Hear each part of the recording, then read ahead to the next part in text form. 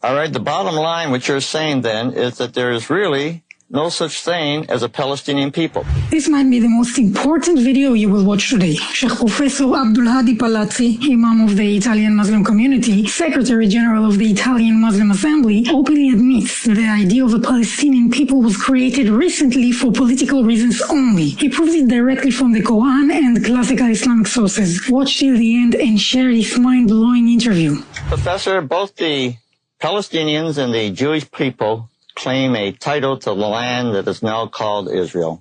Who's correct? As a basic difference is that the Jewish people was ordered by God to settle in the land, while for other people there is no specific religious duty to live in a certain land. But another point that is interesting is that while the reality of the Jewish people is a known fact, the idea of the Palestinian people is something that was creating recently for political reasons. We easily admit the existence of an Arab people, but claiming that those Arabs who live inside the Israeli territory are Palestinians and that they form a specific nationality is something that has no ethnic or historic basis, but is just based on recent politics. Even in my opinion, Arabs have the right to live in Israel, but of course, just like in every case, a Muslim must abide by the local law. So Arabs can have a right to live in Israel as long as they abide by Israeli law, just like it happens to Arabs and Muslims who live in whatever part of the world. You said that God gave the land to the Jewish people. Now, is this recorded in Jewish scripture or in Islamic scripture? According to both of them, because we have both in the Bible and in the Quran that when the Jewish people was in exile in Egypt, it was freed from slavery in Egypt and asked to settle in the land of Israel. And it was the order coming by Moses, which was realized under Joshua. And there is no difference from this point of view from what is said in the Bible and what is said in the Quran. Chairman Arafat and a number of Islamic clerics, and you're an Islamic cleric, say that there is no historic evidence of the Jewish temple being in the area of the Temple Mount. Is that correct? This is one of the examples of how the PLO propaganda works. It is based on both historical and religious revisionism. Since claiming that there was no temple in the area of Temple Mount of today is both against the Bible and against the Quran and against all that is declared in Quranic, classic Quranic and Orthodox and Muslim historians. Interestingly enough, there is one place inside the Haram, the Temple Mount, which is called Maqam Sulaiman. And according to the tradition, this is the name of the place where Solomon prayed toward the temple after completing the building.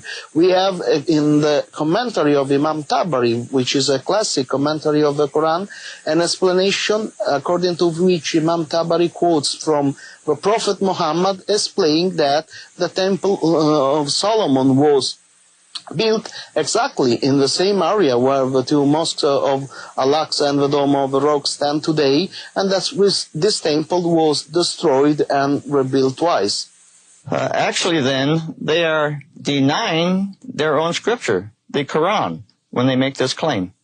Of course, to support their Palestinian ideology, what they claim that the Mosque of Al-Aqsa is a national Palestinian sanctuary, as they say, they need to revise both the history of Islam and the basic sources of Islam. This is because it is clearly declared in Islamic sources that the sanctity of the place depends on the fact that the Prophet Muhammad ascended to heaven from the same place that was the direction of prayers of the Prophet of the children of Israel who were before him. How can the Palestinians agree to Jewish sovereignty, Israeli sovereignty, over the city of Jerusalem and the Temple Mount in view of the fact that there are 2 Islamic mosques on the Temple Mount. A basic fact is that the sanctity of those mosques in the Quran started with the ascension to heaven of the Prophet Muhammad, which happened in a time when Jerusalem was under a Byzantine administration. And in that time, Jerusalem was a Christian city administrated by a bishop, was not under a Muslim sovereignty. And there exist many other mosques, and new mosques are built in Europe, in the United States, that are part of the territory of the states. And this creates no problems, because when the government recognizes the basic right of a Muslim, when the government grants and protects their religious freedom, a mosque can work and perform all its functions for the community independently from the government, which is exercise sovereignty over the territory where the mosque is located. All right, the bottom line, what you're saying then, is that there is really no such thing as a Palestinian people.